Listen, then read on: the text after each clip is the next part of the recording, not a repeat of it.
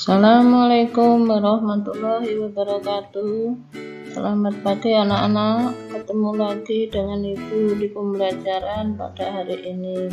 Bagaimana keadaan kalian? Semoga tetap dalam keadaan sehat dan tetap semangat. Anak-anak, pembelajaran pada hari ini adalah masih di tema 2. Sebelum pembelajaran dimulai, seperti biasa, siapkan alat tulisnya dan kita harus berdoa terlebih dahulu agar pembelajaran hari ini berjalan dengan lancar.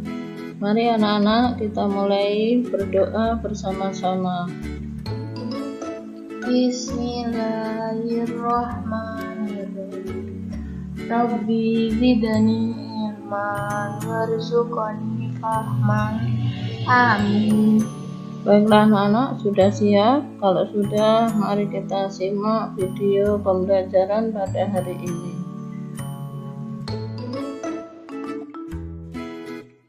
Tema 1, persatuan dalam perbedaan.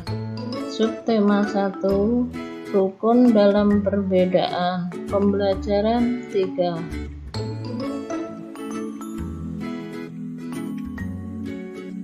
Anak-anak, kalian perhatikan di sini adalah ada tumbuhan bambu. Tumbuhan juga melakukan adaptasi atau penyesuaian diri dengan lingkungannya. Selain itu, tumbuhan juga melindungi diri dari pemangsa. Tapi, tumbuhan tidak dapat bergerak. Bagaimana ya caranya? Contoh, bambu melindungi diri dengan adanya bulu-bulu halus yang tajam pada batangnya. Bulu tersebut melekat kuat dan dapat menyebabkan gatal ketika disentuh. Paham anak-anak? Kita lanjutkan. Nah, beberapa contoh cara tumbuhan melindungi diri. Kalian perhatikan satu persatu. Yang pertama adalah ini bunga mawar. Bagaimana ya cara melindungi diri dari bunga mawar? Kemudian di sini ada bunga terompet setan. Bunga ini juga bisa melindungi diri dari musuh. Kemudian yang ketiga adalah buah nanas. Kalian sudah tahu bagaimana cara melindungi dirinya. Kemudian gambar yang keempat adalah penjelasan bahwa bunga mawar di sini adalah melindungi diri dengan cara memiliki duri pada batangnya, sehingga ketika tersentuh maka musuhnya akan kena duri dan merasa kesakitan. Kemudian bunga terompet atau kecubung di sini memiliki racun pada tubuhnya. Kemudian yang ketiga yaitu nanas. Di sini memiliki daun yang tajam dan berduri di bagian tepinya. Kita lanjutkan. Tumbuhan berdasarkan habitatnya. Jadi selain melindungi diri, tumbuhan juga menyesuaikan diri berdasarkan tempat tinggalnya. Yang pertama di sini adalah tumbuhan teratai. Tumbuhan teratai ini menyesuaikan diri dengan cara tubuhnya hidup di permukaan air. Tumbuhan ini disebut tumbuhan hidrofit. Akarnya berada di air, memiliki rongga udara dalam batang atau tangkai daun. Daunnya muncul ke permukaan air. Kemudian gambar yang kedua adalah gambar bunga atau tumbuhan paku. Tumbuhan paku ini penyesuaiannya disebut higrofit, yaitu tumbuhan yang hidup di daerah lembab. Tubuhnya terdiri atas bagian-bagian akar, batang, dan daun. Batangnya pada umumnya tidak tampak karena terdapat di dalam tanah. Daunnya yang muda umumnya melingkar atau menggulung. Yang ketiga adalah di sini tumbuhan pinus. Di sini adalah tumbuhan kaktus. Kaktus di sini disebut tumbuhan xerophyt, yaitu tumbuhan yang hidup di daerah kering, memiliki daun tebal, sempit, kadang berubah bentuk menjadi bentuk duri, sisik atau bahkan tidak mempunyai daun. Nah, anak-anak, ini adalah contoh tumbuhan yang menyesuaikan diri berdasarkan tempat tinggalnya, yaitu ada hidrofit, higrofit, dan xerophyt. Mari kita lanjutkan.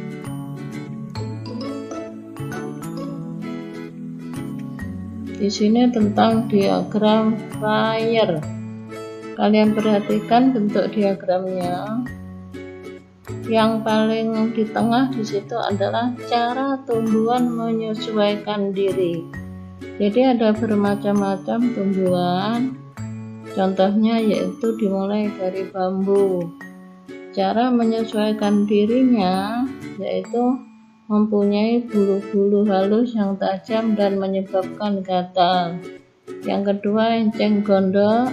Cara menyesuaikan dirinya yaitu tangkainya berongga dan daunnya lancip. Kemudian lidah buaya. Di sini memiliki daun tebal, sempit, berbentuk dan ada duri. Kemudian tumbuhan pakis. Cara penyesuaiannya adalah menggulung daunnya untuk adaptasi dengan lingkungan lembab. Kemudian bunga teratai. Di sini memiliki batang berongga dan daunnya lebar.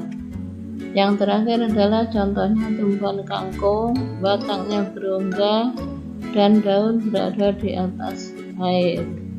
Anak-anak, ini adalah beberapa contoh tumbuhan cara menyesuaikan dirinya. Kita lanjutkan.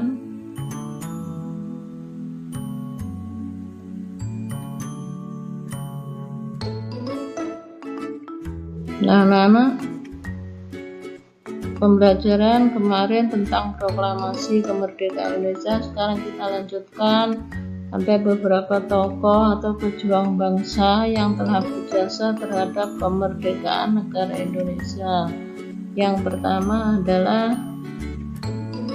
Bapak Insinyur Soekarno. Ini adalah sebagai penyusun konsep teks proklamasi yang menandatangani serta yang membaca teks proklamasi.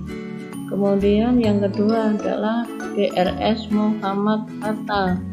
Ini sebagai penyusun konsep teks proklamasi dan menandatangani teks proklamasi atas nama bangsa Indonesia. Kemudian yang ketiga adalah Ahmad Subarjo sebagai penyusun konsep teks proklamasi mewakili dari golongan tua.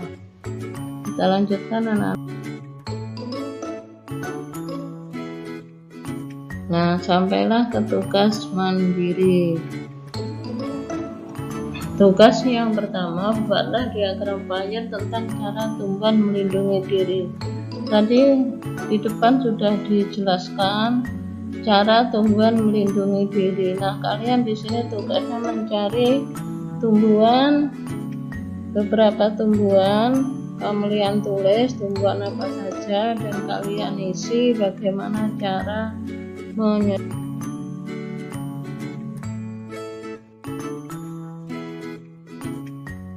Anak-anak, tugas berikutnya adalah yang B, lakukan literasi atau membaca, yaitu buku siswa tema 2, subtema 1, pembelajaran 3, halaman 22 sampai 23. Tugasnya adalah kalian setelah membaca, kalian menganalisis apa saja peran tokoh pada gambar berikut dalam peristiwa proklamasi Indonesia. Jadi tugasnya kalian melihat gambarnya dan menyebutkan siapa tokoh tersebut, perannya apa di dalam proklamasi kemerdekaan Indonesia. Jadi gambar pertama itu siapa, gambar kedua, gambar tiga Itu kamu lihat di buku halaman 22 sampai 23. Di sana sudah ada penjelasannya, kalian tinggal menulis saja perannya apa. Paham anak-anak? Kalau sudah paham, selamat mengerjakan, tetap semangat. Wassalamualaikum warahmatullahi wabarakatuh.